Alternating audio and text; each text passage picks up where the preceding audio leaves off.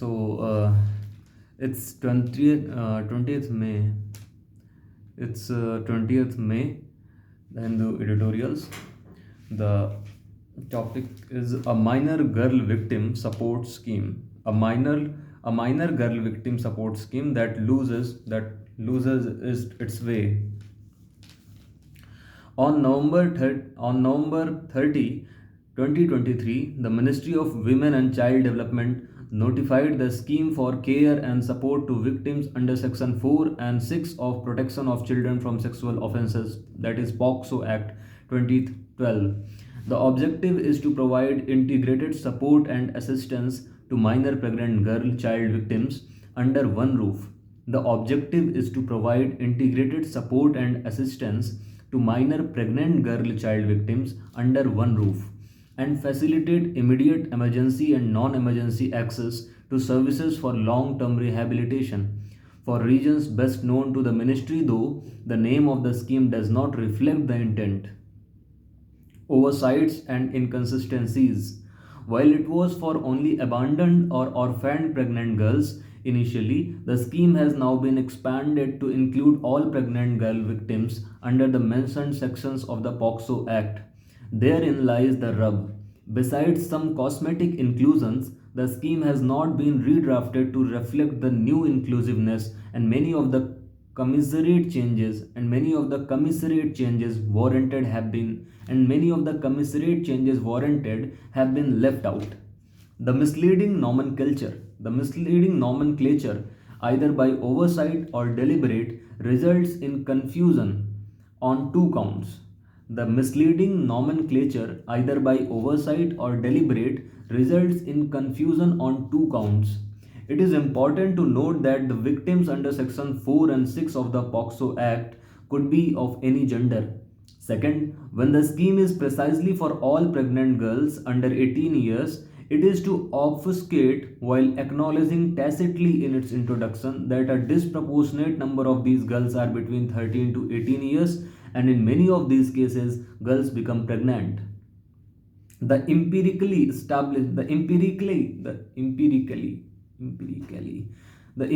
established fact that adolescent sexuality is a stage of human development in which adolescents experience and explore sexual feelings, which would then put the onus on government to be proactive and provide sexual and reproductive health information and services to youth rather than being reactive. The law has not, certainly as indicated by sociological, medical, and judicial data, proven to be very effective. The law has not proven to be very effective, largely because many of these cases involving pregnant girls arise out of the marriage and non exploitative, explorative sexual activity among young people. But this is in no way obscures the fact that there are cases of pregnancy because of sexual violence and exploitation, which also highlights the need for the government to step up which also highlights the need for the government to step up its efforts in promoting and setting up safeguarding systems for children and adolescents, promoting SRH information, that is sexual and reproductive health information, and ensuring abuse prevention education for the entire community.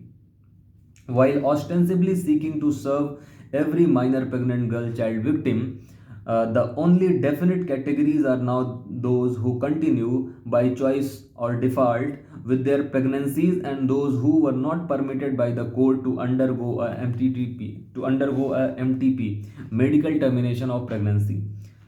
The scheme remains silent on whether the benefits will continue to be provided if the victim of a reported case opts for an MTP or has a miscarriage. So, also with a girl who may have attained 18 years subsequent to the case being reported and the pregnancy confirmed, or if her personal circumstances change in the course of time, which may be up to 23 years of age until when benefits of Mission Vatsalya, a roadmap to achieve development and child protection priorities aligned with the Sustainable Development Goals, can be accorded.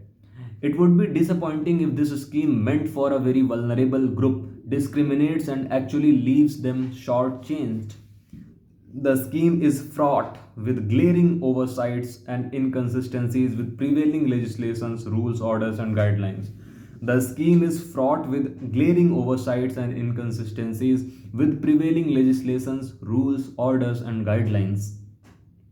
For instance, it is wrongly stated that Section 27 POCSO Act 2012, which actually refers to the medical examination of a child, is to be taken into account to decide on the placement of the minor pregnant girl in institutional care or non institutional care. It also erroneously implies that the Child Welfare Committee can consent for the sexual assault medical examination for any child below 12 years of age, whether or not her parents, guardian, are present.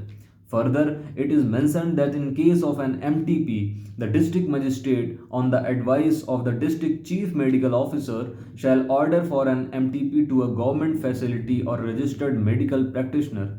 When every minute when every minute matters in these situations, this delaying stipulation of redundant and superfluous and is not in consonance with the MTP Act and is not in consonance with the MTP Act. It is also puzzling that the reference to MTP is reduced to two sentences that have been inserted at random in the 21-page document. Surely keeping in mind the circumstances within which the pregnancy has occurred, conversations on the choices of discontinuing it or not must be facilitated at the outset. Contrary to the rules, under the POCSO Act, including those who are pregnant, do not automatically qualify as children in need of care and protection (CNCP). They do not automatically qualify as children in need of care and protection. Benefits can be extended to them without categorizing them as CNCP if the family or guardian is able to provide necessary care and protection.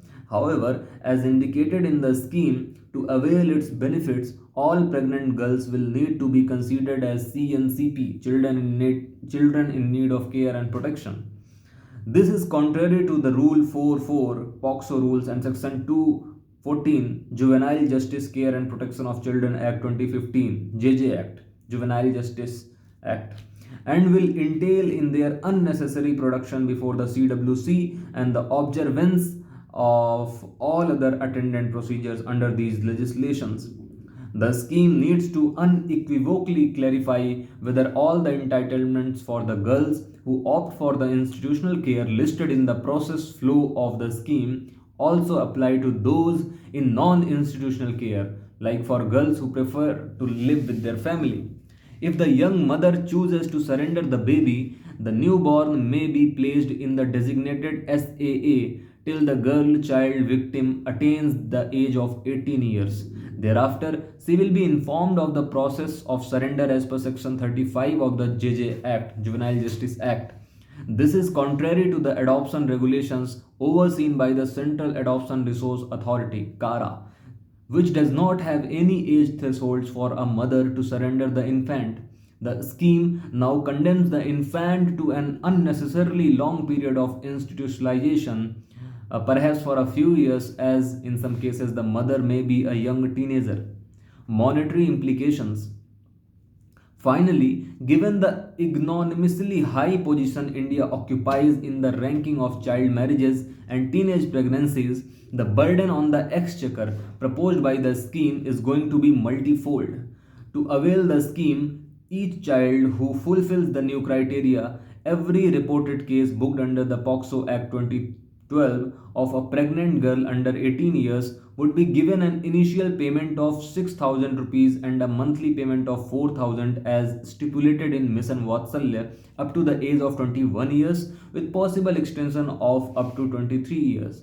With the prevailing mandatory reporting provision of the POCSO Act 2012 pointing to an exponential increase of cases being reported by the health authorities at the time of delivery or pregnancy related hospital visits, a thorough analysis of health data and police data needs to be undertaken to plan, budget, and provide for the scheme.